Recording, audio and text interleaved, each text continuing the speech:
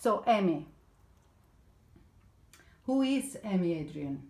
Tell us a little bit about you and about your story. Sure. So my name is Amy Adrian. I'm a director, writer, producer. I live in Los Angeles now. I grew up in New Jersey in the suburbs of New York City and was always very interested in films, film and TV, but films in particular. I went to Georgetown University in Washington, D.C. and took the screenwriting classes that they had there, but they didn't have that much of a film program there. But I really knew I wanted to work in film. So right after I graduated from college, I contacted this woman through Georgetown who was a location manager in Boston on an independent film, and she said, well, if you want to work on this film for no money, you can move up to Boston and you can start working as a PA. So I thought that sounds like an awesome idea. So I moved to Boston and worked in independent films there as a production assistant and production coordinator and assistant director for a little while. And then I moved to New York City and I worked at a small independent distribution company. So we acquired and released independent films. I did that for about 5.5 or 6 years. And then I thought, hey, I'm working on the releases of all these great documentaries and independent American films and foreign films, but I really want to be the one making the films. So I applied to graduate school at UCLA, and it was the only school I applied to, and I thought, hey, if I get in, I'll move to LA, and if I don't get in, I'll just stay in New York. So I applied to graduate film school at UCLA, and I was accepted, so I moved from my apartment in Brooklyn to Los Angeles and did the MFA film directing program at UCLA, which was fantastic. It was just a really concentrated period of time of being able to focus on your ideas and the stories you wanted to tell and making your films and helping other people make their films. And it was an incredible experience. So that was great, and I made a bunch of short films that played at some really fun festivals, and I won an award from the Directors Guild, which was very exciting. And then I graduated from UCLA. I got married and I had 2 little boys, which has been a total joy, but kind of I had to work my own filmmaking ambitions around that schedule of having 2 little kids.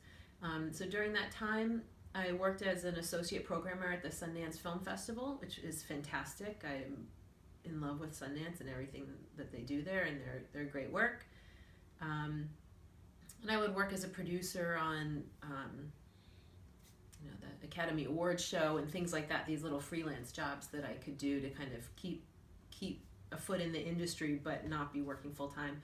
But then when my kids got a little bit older, they're now 4 and 6, I was really kind of, this desire was really building to want to make another film. And this topic of women directors and the systemic discrimination and challenges for women directors was just kind of like everywhere in the atmosphere and in the media, and I just felt like it was like a barrage of all these statistics, and the news was always so dire, and I just felt like we need to explore this further. And then when the ACLU wrote a letter that appeared in the New York Times in May of 2015 saying, hey, we've done our own investigation for a year and we've found this case for systemic discrimination in hiring of directors in film and TV, and we really think the federal government and state agencies should look into it. That felt really exciting, and like things were maybe starting to move in a significant way. And then last October 2015, the EEOC, the Equal Employment Opportunity Commission, began their own investigation into gender discrimination in the hiring of directors in Hollywood. They started interviewing women directors about their experience, and then that really felt like, okay, powerful players are noticing that this is not just, this isn't an insignificant issue. This is a very significant issue that deserves resources and the government looking into it. You can't whether it's Hollywood or whether it's, you know, making sandwiches at the sandwich shop, you can't only hire white men to do it. And so that seemed like a really significant development, and I just thought we need to follow this and see where it goes. And that's how Half the Picture was born. You began this film 10 months ago, and how did you begin? With your money, with other people's money, with a structure behind you, or just like in a wild woman director way? We started in a wild woman director way. I was really interested in exploring this topic of women directors, and I knew some women directors from my experience in graduate school and my professional experiences. I had some connections to women directors, and I thought, hey, I can reach this person, that person, and I have friends who can get. So we just kind of started the film. Basically, we bought cameras on credit cards, so we are credit card funded for the beginning of the film, and gathering a crew of many friends from UCLA who came out to help start doing the first interviews. And we didn't have funding to begin with, but we started interviewing women in my small circle who I knew or who we could reach out to. And God bless them, you know, pretty much everybody we asked said yes, even people who didn't know me personally.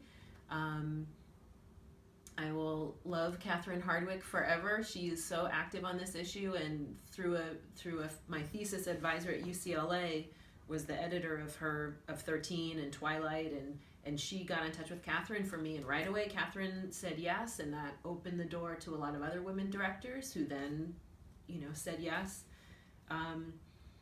But yeah, we just kind of started interviewing women about their experiences, and then that kind of grew and grew and grew. And you know, I worked for Miranda July, who's an incredible filmmaker and artist, and she did an interview, and then she introduced me to Lena Dunham, and we interviewed Nisha Ganatra, and she, you know, introduced us to Jamie Babbitt, and we interviewed Gina Prince Bythewood, and she introduced us to Casey Lemons. So, you know, I think the women had a good experience in our interviews, and then were kind enough to help make introductions to widen the circle, and that's how it all started.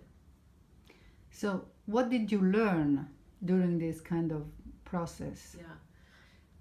Well, the process itself has been a total joy, which you know, filmmaking is really hard. No matter what you're making, filmmaking is hard. Filmmaking with limited resources and a limited budget is hard. But this whole experience has been, I feel so honored that all of these women who literally are like my heroes. I mean, I first approached the women who have been really significant to me and whose films have been really significant, and to get to sit down with them and ask them how they first knew they wanted to be a director, and how they got their first film made, and how they dealt with having a family or young kids in their career, and you know, challenges along the way. It's just been a total dream. So the experience of making it has been wonderful.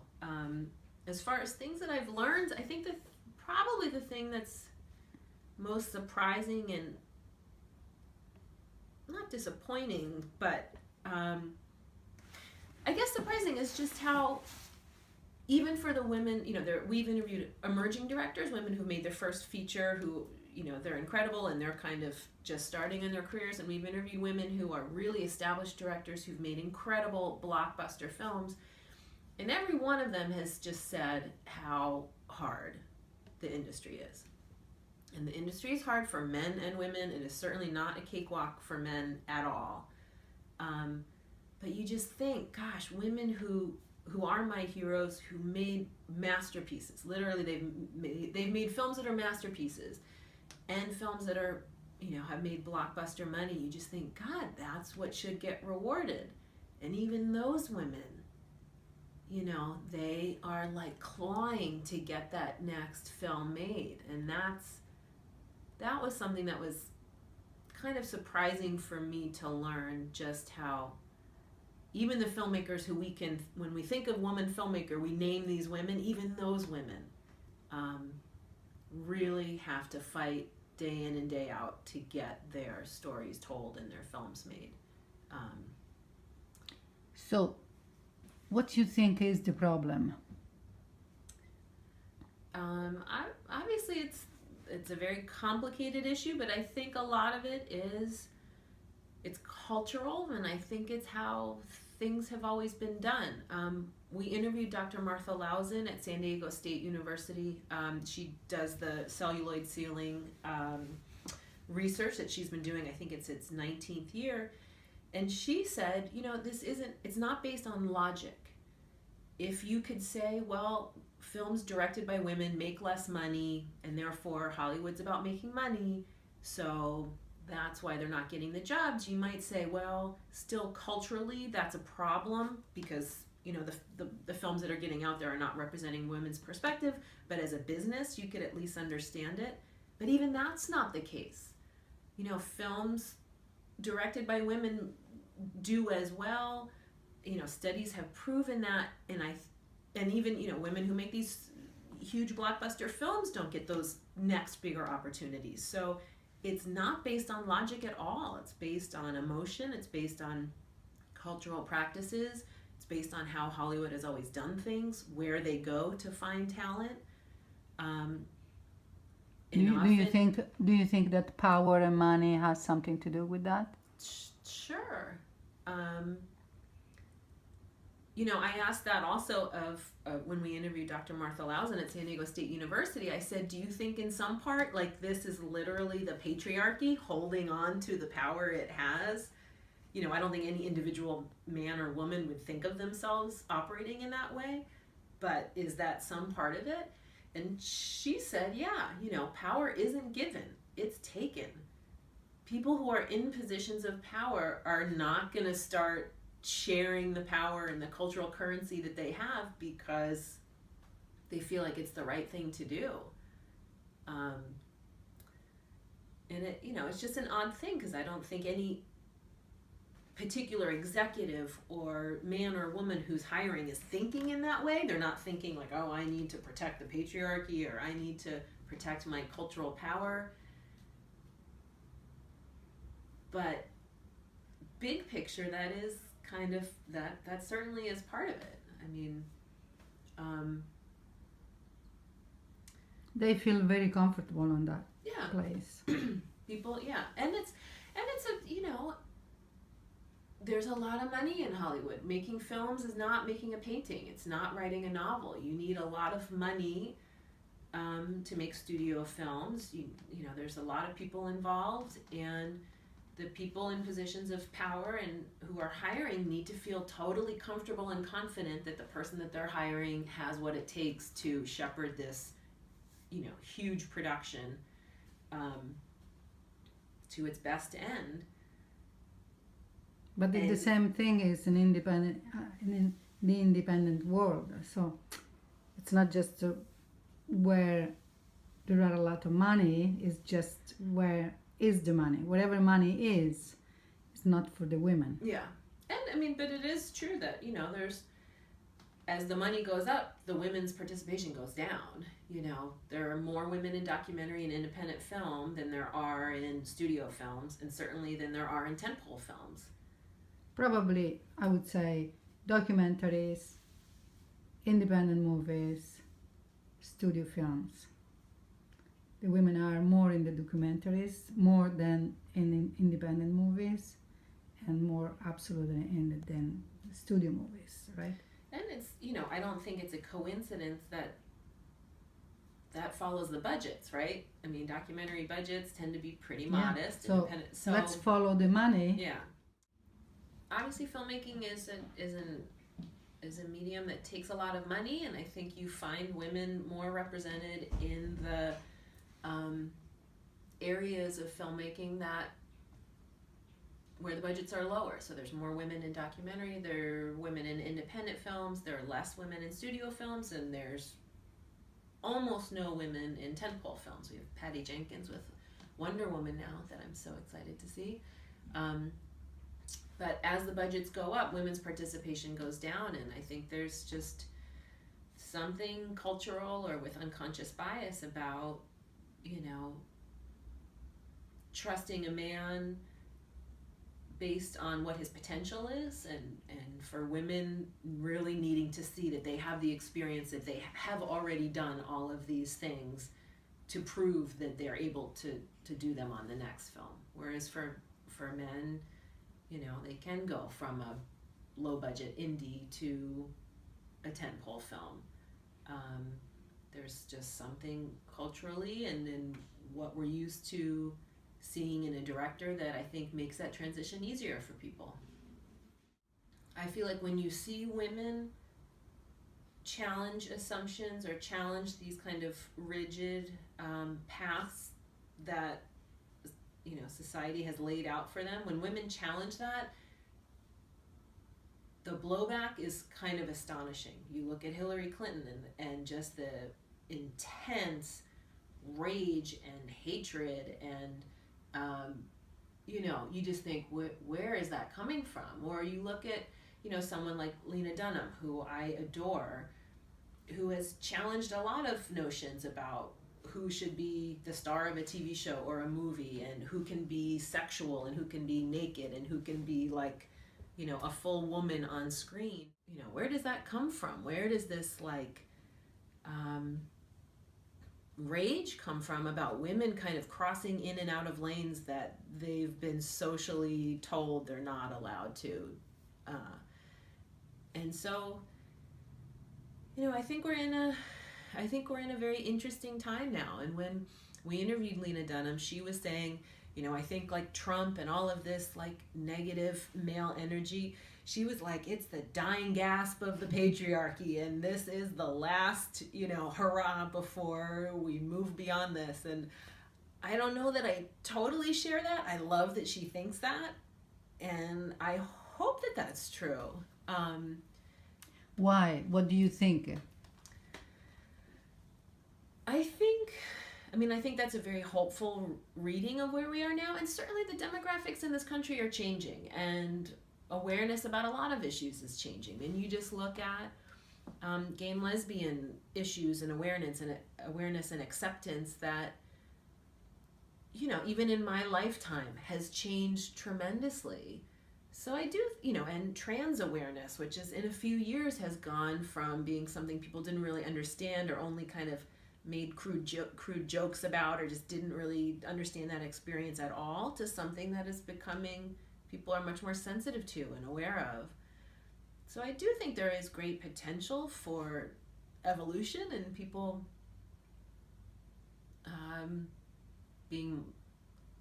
understanding other people as more fully human. But the powers that be have had that power for a very long time, and they still have it. And the numbers of women directors and people of color working as directors and storytellers, even with an EEOC investigation going on for the past year, the numbers have not changed at all. So you look at that and you think, okay, maybe we just haven't seen the influence of these efforts yet, or maybe it's just talk. And it will be interesting to see what it is. So what's your idea of action? I feel like we were kind of discussing this earlier. I think people who have stories to tell need to tell their stories, and it's frustrating that often that means often women and people of color don't have access to the larger networks of finances that support film and TV show and web series and these creative endeavors. So it often means scraping together the little bit of what you have through crowdfunding, through friends and family, to get your projects made. And even for men, their first films often are these scrappy efforts because they're unproven. I think people who have stories to tell need to call themselves directors and call themselves writers and make what they want to make and tell the stories they want to tell, even with the limited resources they may have. I think it's being aware of these issues helps, and saying for women and people, all people of power, saying, I don't want to be on panels where there's only men or only white men, or people who are hiring or who green lighting projects, saying, I don't want to have a slate that's all white men. And I think that awareness is certainly changing, and I hope that will result in an actual change in the numbers, real significant change of more women and more people of color getting hired to be the storytellers. I'm hopeful that will happen, but as Dr. Martha Lawson at San Diego State University says, she's been doing these studies for 19 years and there's been no change at all in that time. And even in the past year or two, when these issues have been so in the mainstream and in social media, and there's even a government investigation going on, it still hasn't resulted in any change in the numbers. So we all need to be a little cautious in assuming that, of course, things are getting better, because we need to see if that's actually the case. Gina Davis Institute, or Gina Davis herself, is doing a kind of a documentary about this situation of women directors and gender bias in the industry. And she hired a man director to do that. I mean, I'm a huge fan of Gina Davis. Thelma and Louise is one of my favorite films of all time. And she and her institute has been around for 10 years, and they've been working for 10 long years on changing the awareness in Hollywood of, I think, primarily characters on screen, how, kind of breaking down the gender, how many women speak, how many men, how many girls, how many boys. And I think she does a lot of work publicly and behind the scenes in Hollywood to make executives and creators aware of those numbers so that they can move the needle and change those statistics. So she and her institute do a ton of great work. When I heard that they were making a documentary about gender inequality in Hollywood, I do think it's strange that a man is directing that film. From what I understand, and I don't know that much about the film other than what has come out in a press release, but I think the male director approached her institute about this project that he came up with and partnering with Gina, and that's how it came to her. So it's not like she was searching for a director and she hired a man. He originated the project. But that said, I think one of the best kind of short slogans that the Gina Davis Institute has is just hire. It's hashtag just hire, which is, we have all these panels and conferences, but find women and hire them. And so I think it does just kind of show you how deep these issues are, that an organization that is basically its mission is to increase opportunities for women in front of and behind the camera, that they would kind of publicly put their weight behind a project directed by a man is just incongruous and odd. That said, this is certainly, I don't know how much that film is going to be. The film that I'm making, Half the Picture, is specifically about women directors. It's not executives, it's not actresses, it's not writers, it's not producers, which is like a bigger story about gender inequality in Hollywood in general.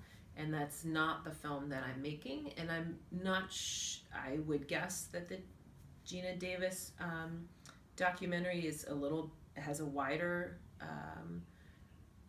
focus than what I'm doing, but I don't know. And I certainly think that this is a topic that can support more than one film. I would never say like, well, my film is the film about gender inequality in Hollywood. There are so many angles to look at. There's so many ways to tell these kinds of stories that need to be told. And I think it's a benefit when the New York Times comes out with a big piece in the New York Times Magazine that has this beautiful image of 30 women directors, and there's a big story about that. And then a few months later, they do another story about gender inequality in Hollywood. And then the LA Times does another story. It's not cannibalizing each other. It's feeding off each other and keeping these issues out there. So I certainly don't think it's bad that there are more than one film, you know, that more than one film is kind of tackling these issues. I think it's great. But you just don't want to have it that all of the women created funded films are, you know, tiny films with small budgets where women are kind of just scraping it together by, you know, blood, sweat, and tears, and then like the films that actually get significant funding and significant support wind up being the ones directed by men, which kind of exemplifies the basic problem in the industry in general, you know. So what do you expect, what you hope for your film? We're going to finish Half the Picture in early spring next year. We still have a few more interviews that we have scheduled, which I'm really excited about, with great people. And then we'll finish the film early next year, and the hope is to premiere at a really big festival and try to get the film as much attention as possible and as it deserves. I mean, we have so many great women that we interview, and I'm working with a fantastic editor, and it's, you know, it's a great story, and it's an important story. So the hope is to premiere at a big festival and then sell the film to you know, HBO or Netflix or Amazon or some place that can really do a good job of getting it out there and getting as many people to see it as possible. And despite, I do want to say, despite kind of all of the negative things that, you know, were the reason this film was born, and these depressing statistics and the challenges that women face, the film itself is not a bummer. It's a celebration of art and artists and people telling stories that are really important to them, and they're women who are working at the top of their craft. And these women, to get where they've gotten, I mean, they are smart, they are sharp, they are funny, they are so creative, they're so talented. So the film itself is a celebration of art and love and storytelling and fighting the good fight, which continues. So, you know, the film is not medicine that needs to be taken. It's really joyful, and I'm just excited to share it with as many people as possible. Okay, so what's your next project as a director? I have no idea. I have a few narrative projects that I have kind of been working on and had in the back of my head for many years since grad school that I would probably focus on when this process is done.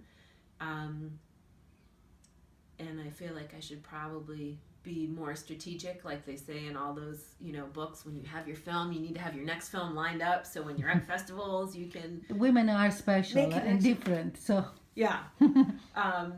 But I'm kind of just, I'm like immersed in this film right now, and I'm excited for it to be done because I want people to see it and I want to share it with everyone. But I also kind of can't picture myself not working on the film, because it's been like such an intense, all-consuming experience. So yeah, there are narrative projects that I would want to look into making after this, but first we need to make this the best film it can be. Okay, thank you.